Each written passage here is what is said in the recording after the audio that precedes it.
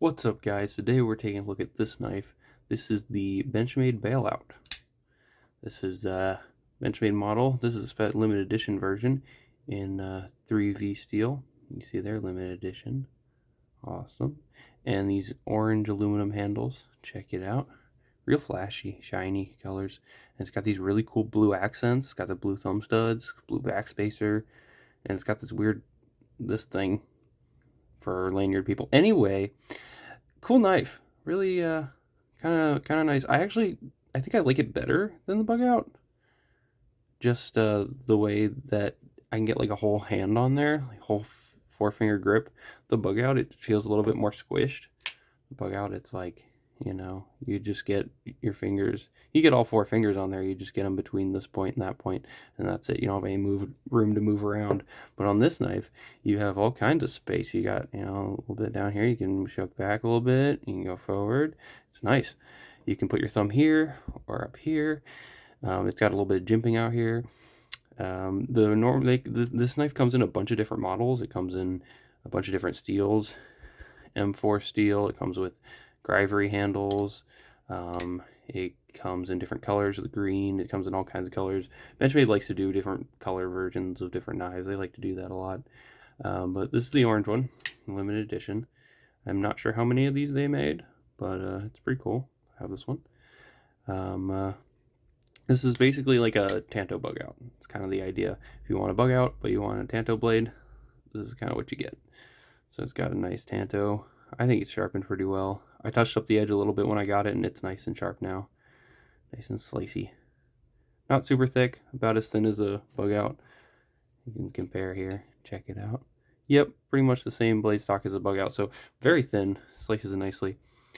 I like the stone washing they do. The stone wash finish on their steel looks awesome. I don't know if I got my fingerprints on there and stuff, but it's a nice finish. So, yep. One thing that bugs me about this knife, I like the colors of this particular version, but one thing that bugs me is this little flare up right here at the top of the handle where it like flares out on both sides. It's kind of weird because it looks fine, and it just gets in the way when you're holding it. When your thumb naturally lands like right here, and it's kind of like poking your thumb. At least for me, my hands a little bit. It pokes my thumb right there in the back, which is a little bit strange. Unless you choke back like this, which I mean you could do, but you're a little bit further from the cutting edge.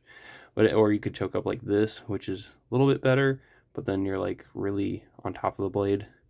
I don't know. It just feels like when I grab this knife and I try and put my thumb down, it always lands right on this like hump right here.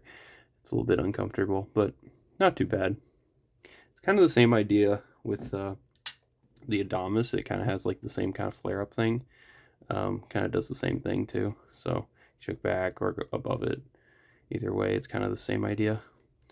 But I'm not sure why they kind of feel like they have to do that, but whatever. It's not a big deal. It doesn't bug me too much. I like this pattern that they milled in the aluminum. Looks really nice. This orange color really pops. You can see it goes from small texturing, and it kind of gets really big. It's long. Really cool. Gets stretched out. It's kind of nice. I like how they did that. And it feels really nice in the hand. It's a little bit like chalky, but it's not bad. I like it. These blue thumb studs are awesome. They look sick. Sweet see-through construction. Standard cartridge liner with the axis lock. Benchmade's axis lock works really well. No problems there. Great action with almost completely and totally solid lockup. Just ever slight hair side to side, but that's pretty much normal for bug out for Benchmades I've found in general. But yeah, pretty sweet. And action's good. Sounds good. This thing's a little bit weird. I don't know why they decided to put this on there. It's like a really big doohickey hanging off the back. It's like a trailer hitch for your knife. I don't know. It's a little bit strange. I don't know why they did that. But I would have preferred it just be a normal backspacer. Like I preferred it like come up so you wouldn't have the standoff. It just come up and go the whole backspacer, and then get rid of this big doohickey on the back, But that's fine. You can reverse the clip for left-hand carry if you want to, so it's completely ambidextrous for those of our left-handed friends out there. Yep, I like the satin hardware, the stone-washed hardware. I think it looks nice with the blade. It just goes well. They didn't do blacked out, which is nice. I kind of like it this way. It's very smooth. The edges are rounded over. No sharp points. I mean, this is a little uncomfortable, but it's not sharp. Nothing's really sharp on this knife except the edge, of course, cutting edge. So, yeah. And you see there the Benchmade logo. If I can get it to there it is. 535. 537. Sorry, I can't talk today. There we go. Limited edition. I don't know why they put like their website name on here. Like, why would you advertise your website on your knife? That just seems strange to me.